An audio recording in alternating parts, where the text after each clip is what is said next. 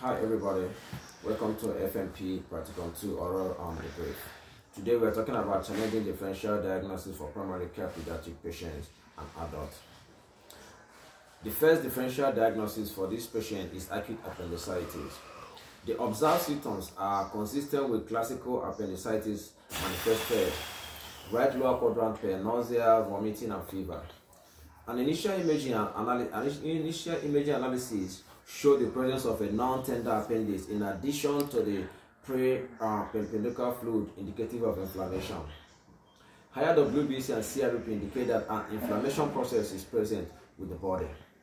These findings, along with the rest of the clinical data, are suggestive of acute appendicitis as the first differential diagnosis. Gastroenteritis is considered a secondary differential since the patient complains of nausea and vomiting. However, the lack of diarrhea and the localized nature of the right lower quadrant pain rule out the possibility of this diagnosis. Another condition considered as differential diagnosis is mesenteric adenitis, which is similar to appendicitis, but is usually caused by a viral illness that the patient does not mention. The careful exclusion of these other differentials highlight the diagnostic rationality used in this case. In this practicum, I discovered the usefulness of clinical decision-making tools, such as the use of Alvarado score in formulating differential diagnosis. This scoring system includes such parameters as right lower quadrant tenderness, change of pain location, fever, and leukocytosis as elements to consider.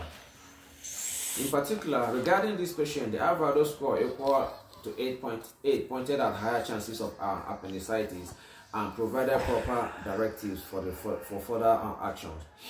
These two made the analysis less subjective as it did not involve the use of knowledge-based heuristics and was very helpful in the extensively complicated affairs. Accurate and comprehensive collection of subjective and objective data was helpful in getting diagnostic clarity. Patient history was crucial in understanding the worsening of symptoms like the spread of pain from the central abdomen region to the right lower quadrant, which defines appendicitis. Extensive physical examination reveals supportive data like right lower quadrant pain, tenderness, and the presence of both rupturing and operator signs. In addition, the utilization of abdominal ultrasound as the baseline imaging approach ruled out a diagnostic without use of radiation, which is a recommendable practice in pediatric patients. An innovative aspect of this case was the integration of the pediatric appendicitis score.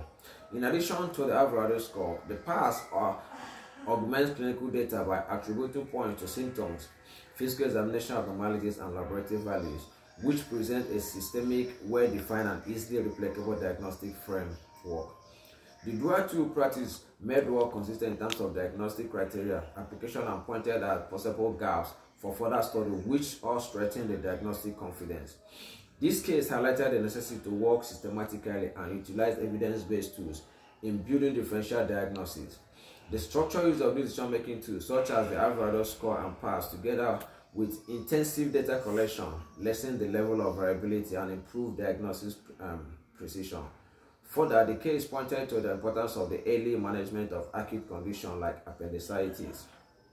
Early initial assessment and subsequent referral to surgery significantly reduce risk of peritonitis, which increases morbidity and healthcare costs. I will use these evidence-based strategies for patient treatment to enhance the patient results by increasing appreciation of systemic data, guiding and focusing on using differential proving tests and rating systems in practice. I endeavor to improve diagnostic skills and provide optimal, fast, relevant, and personalized care for patients during upcoming clinical sessions. Thank you for watching this section.